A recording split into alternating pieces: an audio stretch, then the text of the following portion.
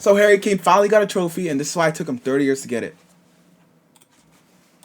To redeem himself as something more than an internationally known serial butler. Being an essential part of what could have been England's run towards a second World Cup title would surely make up for a career that left fans seeing him as little more than someone you should feel sorry for.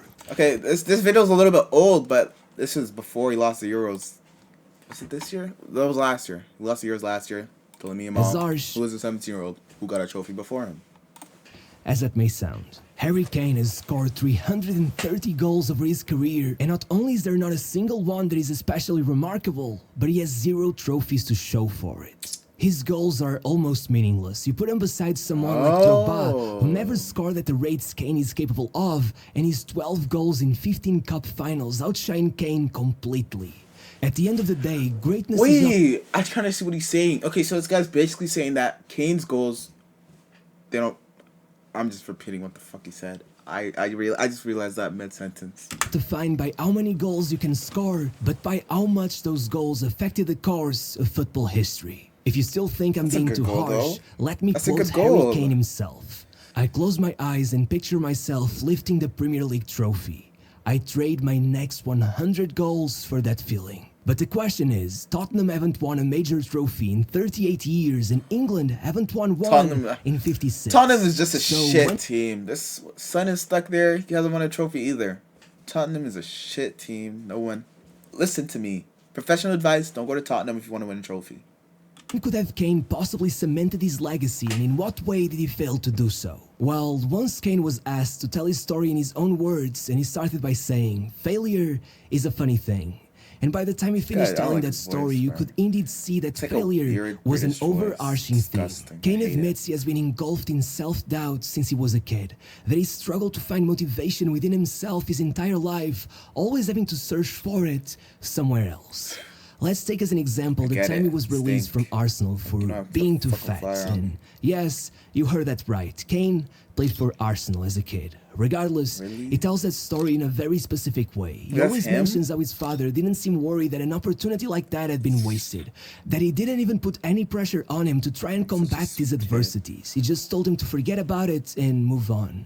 And I'm sure that he's healthy and probably the best way to raise a child in many ways, but I couldn't help but feel a disconnect to that story. I have told you the stories of what seems like 1,000 footballers at this point, and as kids, 90% of them would rather die than waste an opportunity like that. In fact, a lot of them could have, if not for football. As grim as that might sound. Sometimes it seems that the lack of that inner fire that brings you to overcome your own limitations to be greater than you thought it could be is what Harry Kane lacks. Following this whole Arsenal fiasco, he ended up at his local club, Ridgeway Rovers, which eventually led him to go on trial for Watford, where he faced Tottenham, impressing them enough to get an invitation to join their academy. And from there on out, things were a bit easier, I guess you could say comfortable. Most of his family were Tottenham fans. He grew up 15 minutes away from their grounds, and in a way, that rejection he had suffered provided him at times with what he lacked. As he said it himself, every time I played Arsenal, I thought, let's show them who's right and who's wrong. Looking back on it now, it was probably the best thing that ever happened to me. It gave me a drive that wasn't there before. Regardless, for a long time at Tottenham, he was not the most notable player. The same weight problems persisted, and it wasn't until he hit a growth spurt that everything changed. By 2010, he finished his season scoring 18 goals in 22 matches while competing with players 2 years older than him, leading towards his first contract at 16 and his first appearances for the main team, though he never left the bench. And it was at that moment that the fairy tale finally grew darker again. Seemingly incapable of leaving his mark in training, in his second season he didn't even manage to make the bench once throughout the first half of the season, and Tottenham began sending him out on loan after loan. First came Leyton Orient in the English third tier, and though his 5 goals in just 900 minutes weren't bad, they didn't convince Tottenham, who 6 months and a single goal later sent him back on loan once more, this time to Millwall, where Kane says... This is literally just why you should never give up on your dreams, chat. Like, dead ass, if anyone's in this chat, I know I have 1 viewer right now, but if anyone's in this chat, never give up on your dreams. This is what could happen, bro. That's why I'm streaming every day for the rest of my life. Began wondering if he'd ever get to play a single Premier League game. Again, the theme of self-doubt takes center stage. Regardless, his time at Millwall was actually really good. At first glance, 9 goals in 27 matches in the championship doesn't sound very good, but the thing is, 7 of those came in the last 14 matches of the season. Holy. And Kane taking Millwall from being in a And dangerous this is him when he was spot just 17 or 5 points some above the shit, I relegation think. line to finishing comfortably 17 points above it, leading Kane to be named the one who saved Millwall from relegation. It's not even and a real of course, league. the championship's young player of the year. However, this still wasn't enough. Despite even scoring a hat-trick for Tottenham during the preseason, he was still sent out on loan, this time to Norwich, which at least meant that he would finally get to play in the Premier League. Oh, But nice. even See? that didn't Really? pan out how he would have wished it to. 2 matches in, Kane broke his metatarsal, which put him on the sidelines for 2 whole months, meaning that by January he had started in just 2 Premier League matches, which prompted Tottenham to bring him back. And though they insisted he would be the replacement for Leandro Damião, who they had failed to sign during the winter market, after just 20 days, he was loaned once again, this time to Leicester, Bro, back in the this championship. nigga keeps going back to Tottenham. Championship, What where a they- dumb person. He's so loyal, it hurts. He hoped he could help them achieve promotion. However, not only would he fail at that task, he would also only get 650 minutes of game time over his 6 months That's good, right? there, leading him to question. And I am 650 directly minutes. I want to know how much minutes that is in life, because 650 minutes, 2 hours. Oh, that shit. A game is like 2 hours, right? An hour and 30. That's not bad. In 6 months, oh, that's terrible in 6 months. Maybe in like 3 months, that's decent, but nah. 10 quoting months, him, dog shit. if I can't play in the championship, how could I ever play in the Premier League? And if you think that's what I mean when I say he was completely consumed by self-doubt, then let me tell you that he has admitted that one night his family came over and it had to be his father to stop him from leaving Leicester and going back to his hometown, getting into a heated discussion with Kane, who was ready to give up on everything. Can you imagine? And that's not even all that he has admitted to. He has said that he doubted himself Well, because this he thing felt Loki has like a villain story. What the heck? I didn't know it was crazy. What the fuck? he He was about to end it all. He was dead ass about to end all of it, bro. What the fuck? This thing was dead ass about to end all of it. Why is there? Oh, that's the screen. I thought there was some weird shit on my screen. I ain't gonna lie. didn't look like This a nigga proper was dead ass striker, about to end it and he all. pretty What much the confirmed fuck? that he's unable to find motivation from within, saying the only reason he managed to turn his career around in 2013 was that he watched a Tom Brady documentary and decided to imitate him.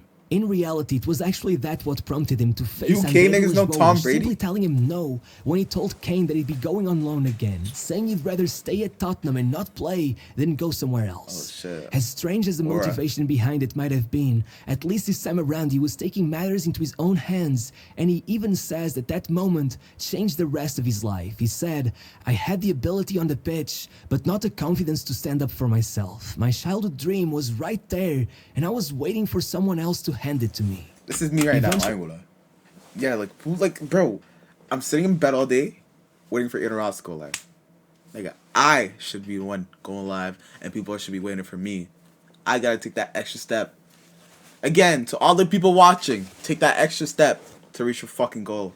Actually, this all paid off. Villas-Boas left, Team Sherwood took over, and after a good performance coming off the bench against Benfica to turn the game on its head with 2 assists in 2 minutes, Kane got his first shot at the Premier League, being afforded 2 Yes! consecutive starts Finally! and scoring in all 3 I'm rooting matches, for you, which Kane. finally I'm served so as happy you his proper finally won a introduction to trophy. the Premier League. An impressed so Pochettino would fucking take over happy. as coach the following season, betting heavily on Kane to be the team's new star player, which proved to be a great decision, with the striker grabbing 15 goals in the first half of the season and playing even better on the second half, with 2 goals and an assist versus Chelsea, 2 goals versus Arsenal, a goal and an I lack assist versus confidence. Liverpool, and a hat-trick versus Leicester. However, if that first run could have made it seem like Harry Kane would be a player for the big games, then he would fail to score in the League Cup final against Chelsea, denying Tottenham of what could have been their first trophy in ages, as well as going on a dry streak of Oh, only you 2 missed out goals one in 8 trophy. matches, allowing Aguero to get past him in a golden boot Oh, race. look at the goat. Look at that Aguero. Look at his fucking aura. Like, look at him. place and missing Golden out on the Boot. Champions League qualification with Tottenham.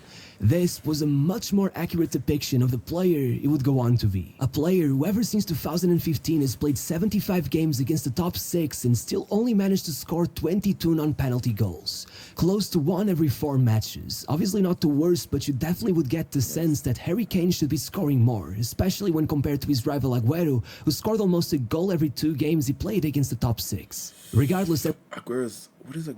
Oh, wait, is this, okay, was Kane involved in that crazy goal Aguero helped with? Like, you know what I'm talking about, that viral goal. It had like 100 million views on YouTube, bro.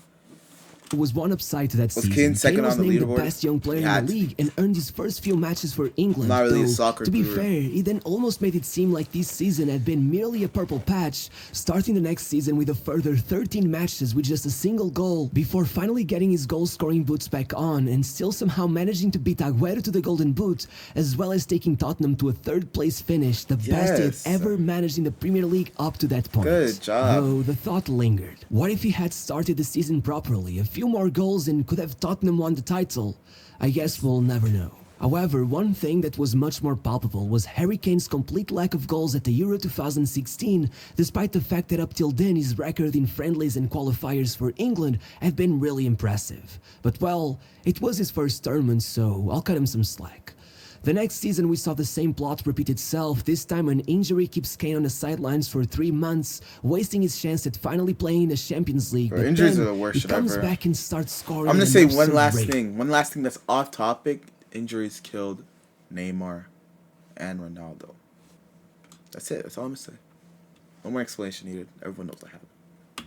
Leading Tottenham to a Everyone second place knows finish in the what fucking league, once again their best ever, and once again surprising everyone by coming out of nowhere with 7 goals in his last 2 matches to steal the Golden Boot right out of Lukaku's hands. By the end of 2017, Kane would be on 56 goals in a Wait, year. what happened to Lukaku?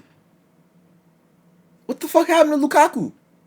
Beating Ronaldo and Messi to the title of Europe's greatest goal scorer after 7 years of continuous dominance by those two. It was quite simply his peak. But again, though obviously cannot be blamed for it, you are left craving for more. Asking if it wasn't for that injury, could have Tottenham won the league? But well, despite all of that, there was another way to make history following a year like that. By the time February came around, Kane was just 7 goals away from breaking the Premier League goal-scoring record. It seemed for a second that it was destined for that to be his legacy, that it was written in the stars for him to be the one to break it. But then, he scored just 6 goals over the nearly 4 months that were left in the season, not only wasting his shot at the record, but also wasting the opportunity to win 3 Golden Boots in a 6 row, goals in allowing 4 Mohamed Salah... months? Yo, this thing is really exposing him, bro. 6 goals in 4 months. Holy! Take him, not only That's taking crazy, the Golden gang. Boot that I seemed don't to know, I'm belong to smiling. Kane That's from not the funny, start, bro. That's crazy. but also breaking the goal-scoring record. It was a bottle job of gigantic Salah did it. proportions. Oh, alright, And when at it least seemed Salah. things couldn't get worse, they did. Alongside all of this, Kane failed to score in yet another semi-final, wasting Tottenham's shot at an FA Cup title, and then he went on to play his second ever tournament for England, the 2018 World Cup, where despite winning the Golden Boot, something that could be a legacy-defining moment for another player, he instead was mostly shamed for his performances, as his 6 goals consisted of 4 penalties and 2 goals against Tunisia.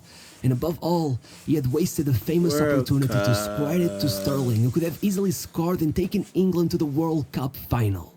However, quick tangent, I gotta say, as iconic wait, of a moment I'm as gonna watch this this real quick. was up final. However, That's disgusting. Wait, was he offside? Sterling, who No, could he have was easily offside. He was scored and offside. taken England to the Yo, World this camera guy's wait. Cup final. No, he wasn't. However, oh wow. Oh Quick tangent, wow. I gotta say, as iconic of a moment as this was in Kane's legacy, he was That- already offside That when he World got Cup the final was so good. Mbappe did his big one. goal. Even if he passed it to was a Sterling, the perfect goal would final. have been disallowed. But moving on.